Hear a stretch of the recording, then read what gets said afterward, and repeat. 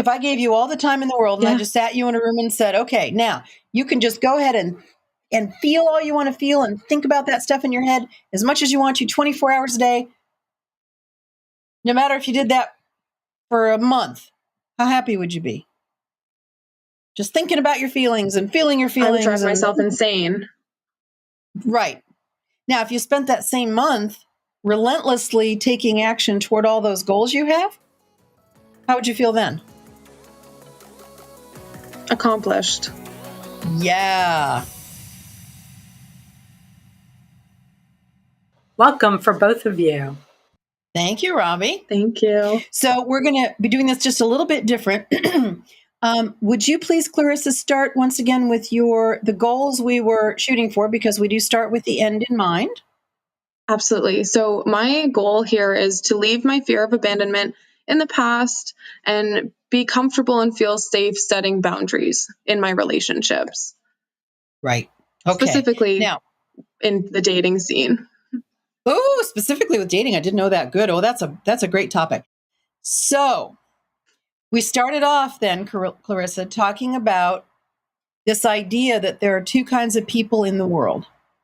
So I'd like you to describe what you remember about those two groups and why they're different. There's people who accept you for who you are and love you unconditionally. And then there's everybody else. Well, that's pretty close. Well, the hallmark of that is it's reciprocal. Now, this love unconditionally stuff, that's not really real, because I don't care how much you love somebody, I can come up with a condition under which you would stop loving them. So I think it's more useful to think about, That's true. Extreme love and connection and commitment. That's fine.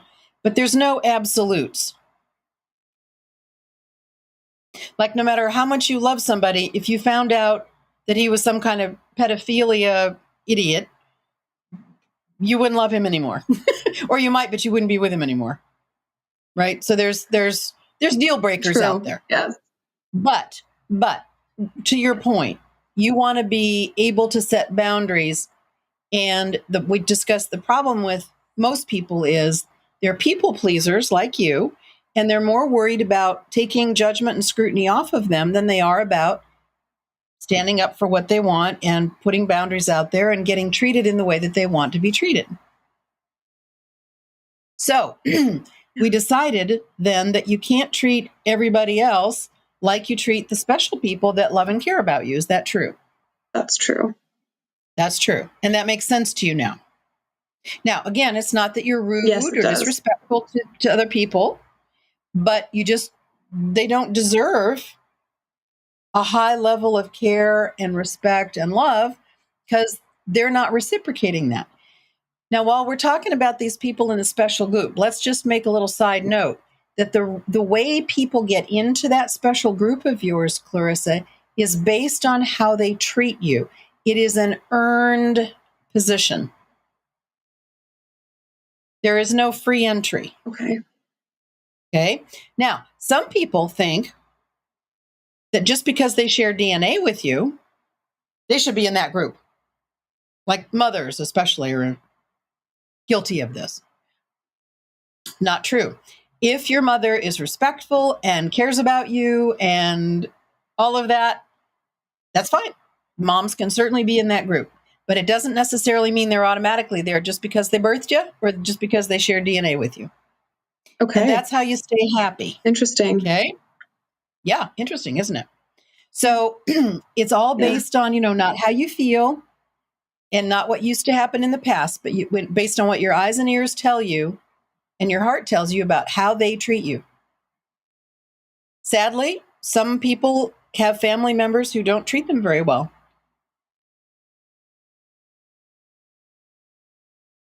So, the other thing we talked about was being really clear on making decisions based on your goals and objectives, not how you feel.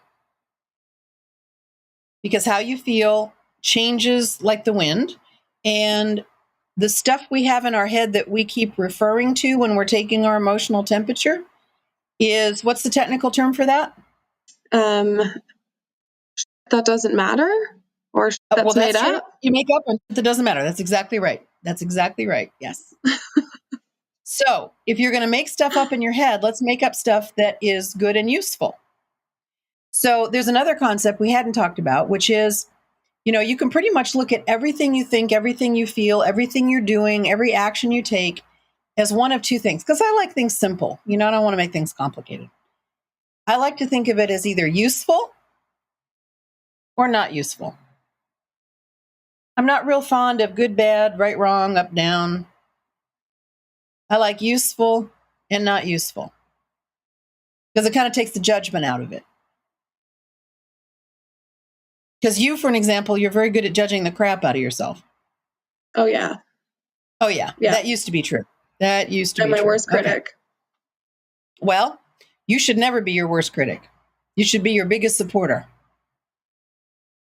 Like, what would be the point of being your biggest critic? What would be the point of that? There's no point. It just holds you back. Exactly. So is it okay? Now, we had you repeat a couple things. Let's do that for the benefit of the audience, because I promise you there's a lot of people who need this.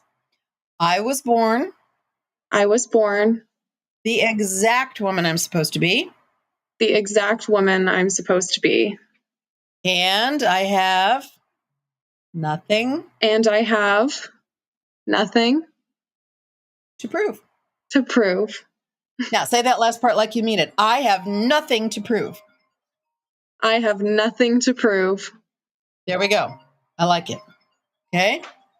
So, if you have nothing to prove, and it should be obvious to everyone that you're a good person, then you don't need to worry about making everybody happy so they'll like you.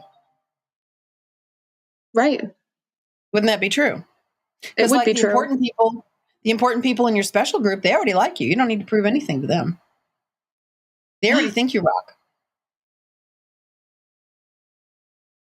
Okay. Yeah, they do. Yeah, they do. Exactly. So we covered that. And then we were kind of getting into this idea about what you use as the basis to make your decisions. So up until this conversation, we talked about you had been doing a lot of taking your own emotional temperature, right? Like, how do I feel about this? How does this make me feel? Do I like this? Do I not like it? Am I good? Am I bad? Am I right? Am I wrong? All this stuff. So instead of doing that, since we outlined you have some great goals, you want to date successfully, you want to get married successfully, you want to have a family of little human beings at some point, you want to be happy, you want to have a different career, you want to travel, you want to have a full, complete, rich life with a lot of fun, yeah? Absolutely, yes. So would you say those are pretty important goals? Yeah, and overall happiness. Right.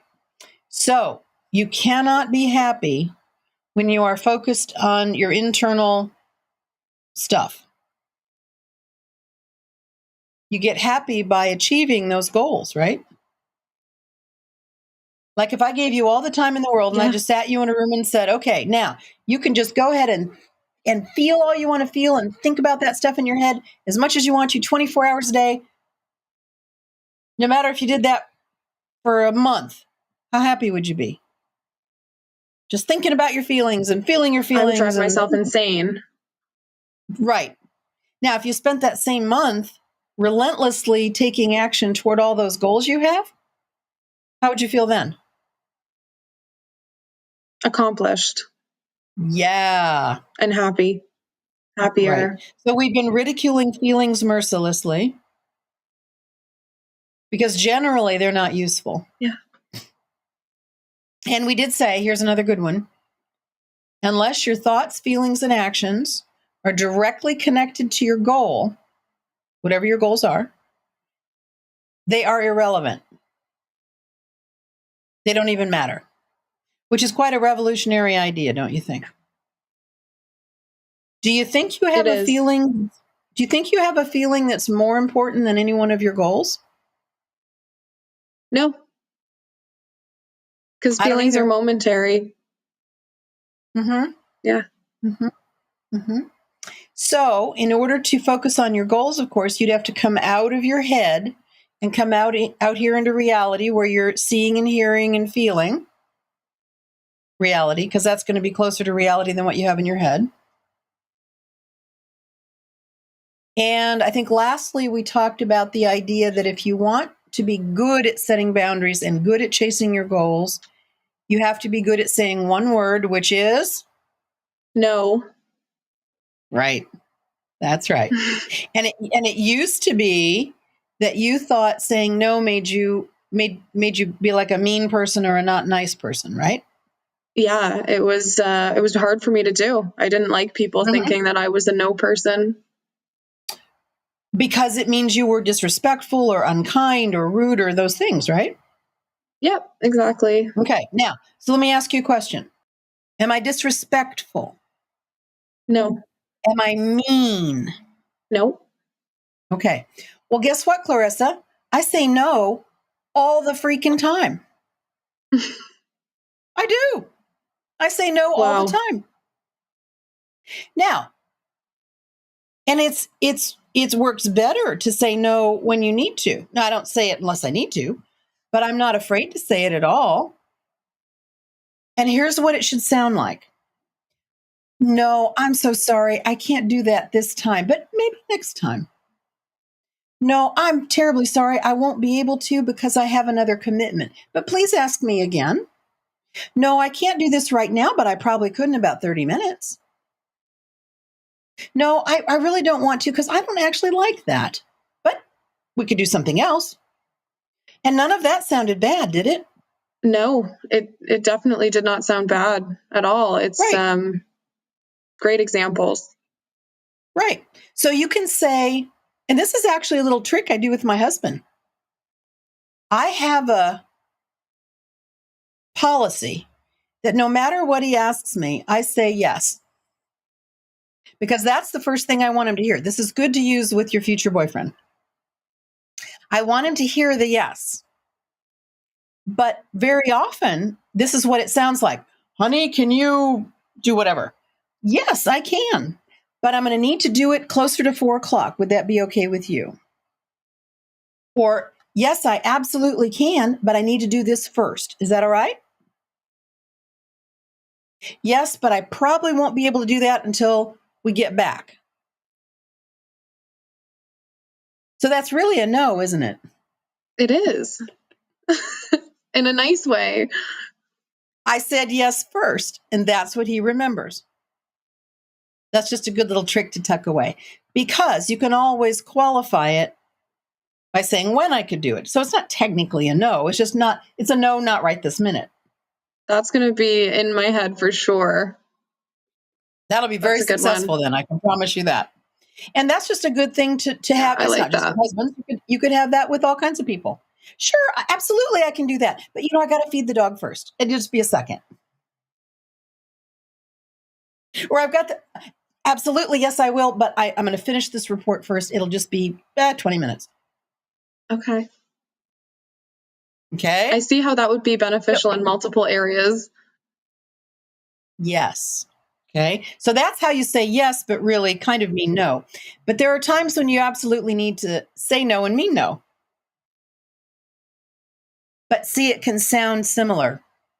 No, I'm sorry. I can't make the brownies for you for the meeting this time. Maybe another time. No, I can't pick up your child from school today because I've got errands I need to run right after I pick up mine. I'm sorry. That's still a no. Okay. But here's the problem you have. If you don't know how to say no, what's going to happen is energetically, you're going to attract people that take advantage of you because they know you're not going to say no. And then you end up doing all kinds That's of my crap you don't pattern. want to do. Yeah, no kidding. And then you end up doing all kinds of crap you don't want to do. And then all you do is get resentful. Well, she never volunteers to pick up my kid from school. She never volunteers to make the brownies when I'm too busy for the meeting. 100%. Totally accurate. Yeah. Now, I'm a big ball of resentment afterwards. When you are resentful and angry, Clarissa, that's like you taking poison but expecting somebody else to die. All it does is hurt you. So wouldn't it be better to avoid all that aggravation, plus teach people how to treat you by saying politely, no, I'm so sorry, I won't be able to do that.